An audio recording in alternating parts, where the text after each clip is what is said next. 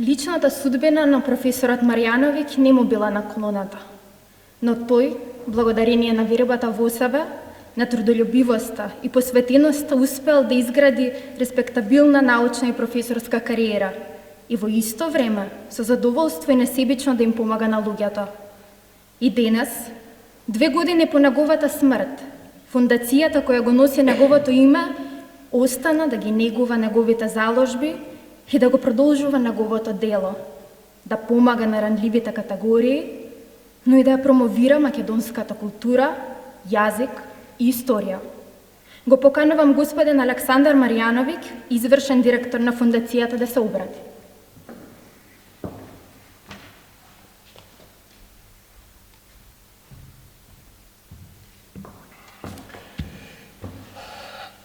Почитувана председателка Силјана Оскана-Давкова, почитуван декан на Правниот факултет Сашо Гергиевски, почитувани говорници и промотори, почитувани дами, господа, драги пријатели. Прво, би сакал на сите на вас да ви се заблагодарам за времето што го одвоивте, за денес да го одбележиме на еден посебен начин 85-та годишнина од раѓањето на мојот татко Ѓорги Марјановиќ. Прво би сакал да му се заблагодарам на деканот Сашо Гергиевски за поддршката што ми ја даде, кога со него на почетокот на јануари ја споделив идејата за организирање на еден ваков настан. Особено сум му благодарен на господинот Бранко Секуловски, кој ги зачува за вечност спомените од разговорите со татко ми. Им благодарам и на сите оние кои ми помогнаа во изградба на еден посебен споменик на татко ми и кои понатаму ми помага да го оствариме сонот на Ѓорги, Македонија да стане пристано место за живење. Конечно би сакал да се заблагодарам и на мојата сопруга за незината безусловна љубов, разбирање и поддршка без која што ништо од ова немаше да биде возможно. Денешниот настан е всушност едно мало задоцнето прославување на Ѓурѓовден, слава и роденден на мојот татко, која секоја година, дека беше жив, ја прославувавме речиси како Ивкова слава. Најголемиот дел од гостите ни доаѓаа на 6 мај, а оние кои беа спречени доаѓаа подоцна, на 7 или на 8 мај. Но оваа година имавме председателски избори во овој период, па поради тоа моравме овој настан малку да го поместиме. И бидејќи на роден ден не се оди со празни раце, за оваа пригода решив да му подготвам нешто посебно на татко ми.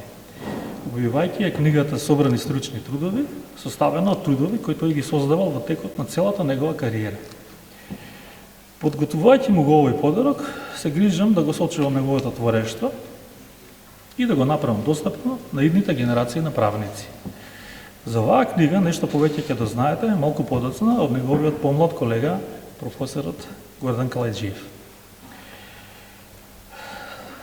Загрижен дека една книга можеби нема да биде доволна, го поканив нашиот драг семеен пријател, господинот Бранко Секуловски, да сподели дел од својата богата библиотека сеќавања. Бране, кој што јас сакам да си го ословувам, е човек со неверојатна меморија, каква што посакувам и самиот еден ден да имам. Се сеќава дури на најситните детали од разговорите кои ги водел со татко ми и можна сум среќен што го прифати мојот предизвик, тие негови сеќавања да ги овековечиме во форма на книга, за која што нешто повеќе ќе слушнете од уште еден мощен драг пријател на нашето семејство, господинот Владимир Петрушевски Фили. Луѓето кои ме познаваат знаат дека кога нешто ќе почнам да работам, ретко се задржувам на првичната замисла. И секогаш се обидувам да ги предлабочам, да дополнам, усовршам. И овој настан не е исклучок од тоа правило. Размислувајќи како да направам настан, кој ќе има некаква смисла и ќе го привлече вашето внимание, но и вниманието на пошироката јавност, дојдов на идеја промоцијата на книгите да ја претворам во конференција, која има за цел да даде одговор на едно мощно важно прашање. Како Македонија да стане пристано место за живење? И од тие причини поканив неколку мощни значајни говорници, чиј заеднички именител е тоа што директно или индиректно се поврзани со ова прашање. Од нив ќе слушнете нивни размислувања за тоа како е можно да ја оствариме оваа цел. Сега дозволете ми накратко да ви го представам нашиот одговор на ова прашање, односно да ви ги представам најзначајните стратешки цели на Фондацијата Ѓорги Маријановиќ. Во време кога тој ја започна неговата борба за укинување на злогласниот член 133 од Казнениот закон на СФРЈ во октомври 83-та, значи некаде пред околу 40 на години, јас бев средношколец со типични тинејџерски интереси и немав ни блага представа што значат вербален деликт, повеќе партиски систем, демократија и така натаму. Колку беше опасна оваа негова борба, колку всушност била голема неговата храброст и колку била голема можноста да заврши на злогласниот затвор на Голи оток, станав свесен многу подоцна. Од оваа борба тој излезе како победник во стилот на холивудските филмови, во кој главниот јунак на крајот на филмот победува, иако шансите за победа му биле минимални или речиси никакви. Како резултат на укинувањето на членот 133 во тогашна Југославија се роди демократијата. И со тоа започна несопирливиот процес на формирање политички партии во сите републики. Македонија не беше исклучок од тој процес и очекувано на 21 ноември 1989 година Ѓорѓе напиша политичката платформа на првата политичка партија која во јануари 90-та ќе биде регистрирана како Лига за демократија, во јавноста и до ден денешен позната по слоганот Македонија пристана за живење. Пред првите демократски избори во 90-та Ѓорѓе ќе изјави: македонскиот народ ќе добие власт како што заслужува. Очекувано на овие избори победи тогашната владеачка СКМ-ПДП, додека Лигата за демократија успеа да освои скромни 13.000 гласови. 2 години подоцна, на 18 септември 1991, Македонија прогласи својата независност и од тогаш започнува процес на континуиран пад и ерозија во речиси секоја сфера на општественото живење. Овој процес трае повеќе од 30 години и како што во моментов стојат работите, ни оддалеку не му се гледа крајот, освен ако не превземе некакви сериозни чекори. Она што како обичен човек можам да забележам дека постојано слушам некакви изговори, де грците не се криви, де французите, де Европската унија, сега и бугарите.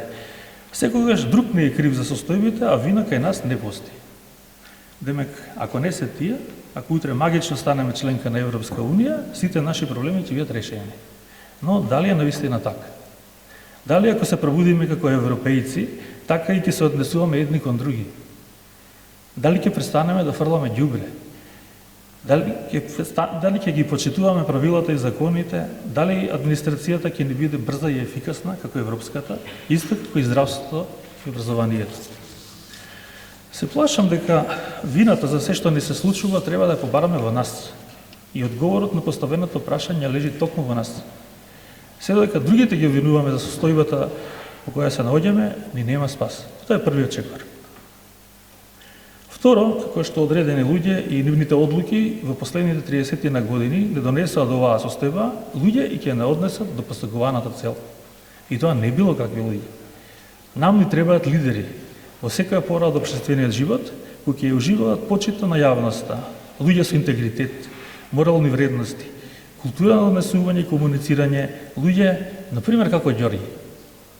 Ни требаат луѓе кои што ќе служат како добар пример, ќе бидат магнет за луѓето околу нив и ќе бидат носители на развојот во било која област.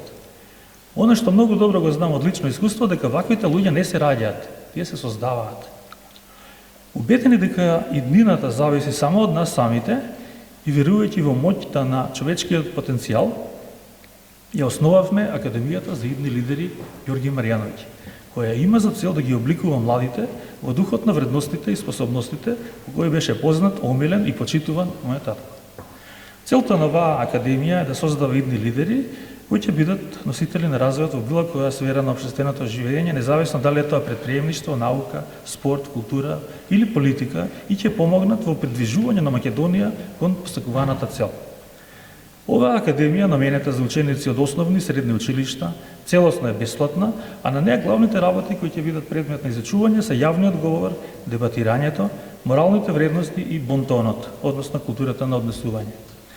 Единствен услов за запишување на оваа академија е учествување на националниот надпревар во раскажување прочитани книги кој во соработка со Правниот факултет и со одобрување на Министерството за образование се спроведува низ цела Македонија.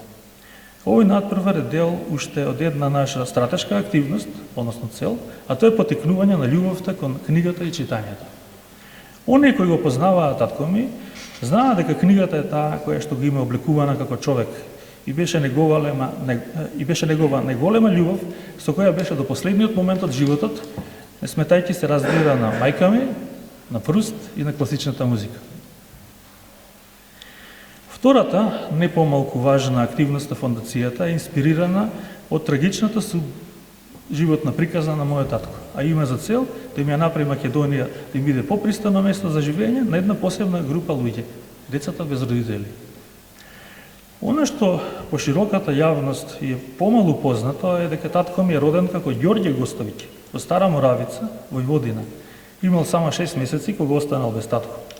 Дедо ми Никола бил зверски убиен, а баба ми Милосава, кога го видела неговото безживотно измасакрирано тело, доживеала нервен слом и морала да биде хоспитализирана. Татко ми заедно со останатите 7 браќа и сестри бил даден на чување во различни семејства.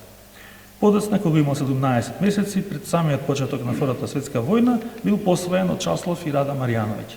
За жал, татко ми не имал среќа ни во овој случај, затоа што Часлав 2 години подоцна бил убиен од четниците. Посвидетелката Рада Марјановиќ успеала да побегне со татко ми, заминувајќи од Куманово, каде што потекнувала и дури тука започнува неговиот помирен дел од животот.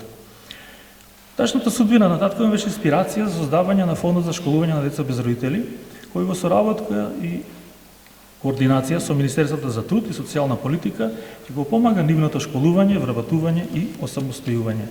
На тој начин, со способување и доаѓање до достоинствена работа ќе им помогнеме Македонија да им стане попристано место за живење. Фондот ќе функционира инспириран од една кинеска мудрост која вели: ако на гладниот му дадеш риба, ќе го нахраниш за еден ден. Ако го научиш да лови, ќе го нахраниш за цел живот. И токму тоа имаме намери да направиме. На децата без родители и родителска грижа ќе им обезбедуваме компјутери, обуки и ментори кои што ќе се грижат за нив, со цел да им помогнеме да станат зрели, одговорни и финансиски самостојни личности. Академијата за идни лидери и Фондот за школување се нашите две главни, но не и единствени активности. Во моментов во тек е подготовка на уште неколку други активности, поврзани со негување на македонскиот јазик и литература, промоција на македонската историја и култура, потикнување на љубовта кон класичната музика, борба во справување со корупцијата и се разбира борба за целата правна држава. За крај една басна која одлично го илустрира одговорот на прашањето дали некогаш можеме да ја направиме Македонија да не биде пристано место за живење. Во некоја шума избувнал пожар и сите животни кои живееле таму биле во паник, почеле да бегаат. Единственото животно кој имало храброст да се соочи со пожарот било колибрито. Решило да го гаси пожарот и летнало веднаш до најблискиот поток. Го наполнило клунот со неколку капки вода и се вратило кон пожарот за да го изгасне. Животните го гледале колиброто и почеле да го обесхрабруваат, извикувајќи: "Што мислиш дека правиш? Дали твоите капки вода ќе го изгаснат овој пожар? Премногу си мал. Не менуваш ништо, ќе ти изгорат крилата." Но, како што продолжиле другите животни со коментарите, колибрито им одговорила: "Јас го правам само она што треба да се направи и го правам најдобро што може." Нравоучение. Сите ние кои сакаме Македонија да ни стане пристано место за живење, треба да се идентификуваме со колибрито. Иако секој од нас е можеби мал и беззначаен, ако сите се обединиме околу оваа заедничка цел, можеме да направиме нешто за нашите деца и за сите идни генерации. Затоа, доколку ви е важна иднината на вашите деца, приклучете ни се и дадете ни собствен придонес за подобро утре. Ви благодарам.